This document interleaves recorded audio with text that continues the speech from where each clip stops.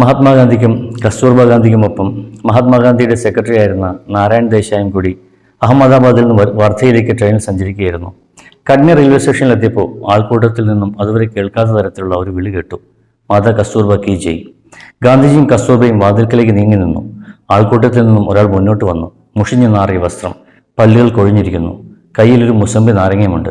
മഹാത്മാഗാന്ധിയുടെ മൂത്ത മകൻ ഹരിലാൽ ഗാന്ധിയായിരുന്നു അത്. ലഹരിയിൽ മുങ്ങി അലിഞ്ഞു പോയയാൾ. ഹരിലാൽ മുസമ്പി കസ്തൂർബയുടെ നേരെ നീട്ടി. എനിക്കൊന്നും കൊണ്ടുവന്നിട്ടില്ല എന്ന് ഗാന്ധി ചോദിച്ചു. താങ്കൾക്കൊന്നുമില്ല. അമ്മയുടെ പുണ്യത്തിന്റെ ശക്തി കൊണ്ടാണ് താങ്കൾ ഇത്രയും വലുതായത്.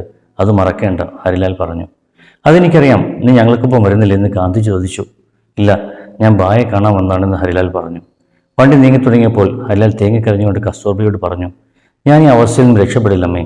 അമ്മ മുസമ്പി തിന്നണം, അമ്മ മാത്രം. നാരായൺ ദേശായി പറയുന്നുണ്ട്. അത് കണ്ട് കസ്തൂർബ കരഞ്ഞുപോയി. ബാപ്പു കരഞ്ഞു എന്ന് എനിക്കറിയില്ല, കാരണം ആ കണ്ണുകളിലേക്ക് നോക്കാൻ എനിക്ക് ഭയമായിരുന്നു. തെല്ല് മദ്യപിച്ചിട്ടുണ്ടെങ്കിലും ഗാന്ധിജിയുടെ പുത്രൻ സുബോധത്തോടെ പറയാൻ ശ്രമിച്ച കാര്യം ഇതാണ്: ഈ സ്ത്രീ കാരണമാണ് നിങ്ങൾ ഉണ്ടായത്. അവളുടെ ത്യാഗം മറന്നു പോകരുത്. അവളുടെ ത്യാഗം. അവൾ. കൂട്ട് എന്ന ബുക്കിന് ശേഷം ബോബി ജോസ് കട്ടുകാട് എഴുതിയ ബുക്കാണ് അവൾ. കൂട്ടുപോലെ തിരഞ്ഞെടുത്ത കുറച്ച് കഥകളുടെ സമാഹാരമാണ്.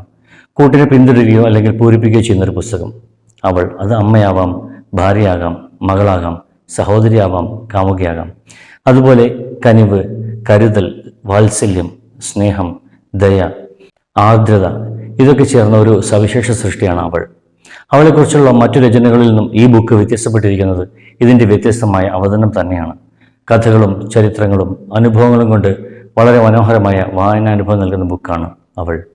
ഈ വായനാ ദിനത്തിൽ ഞാൻ നിങ്ങൾക്കായി സജസ്റ്റ് ചെയ്യുന്നത് അവൾ. ഒന്ന് വായിക്കുക.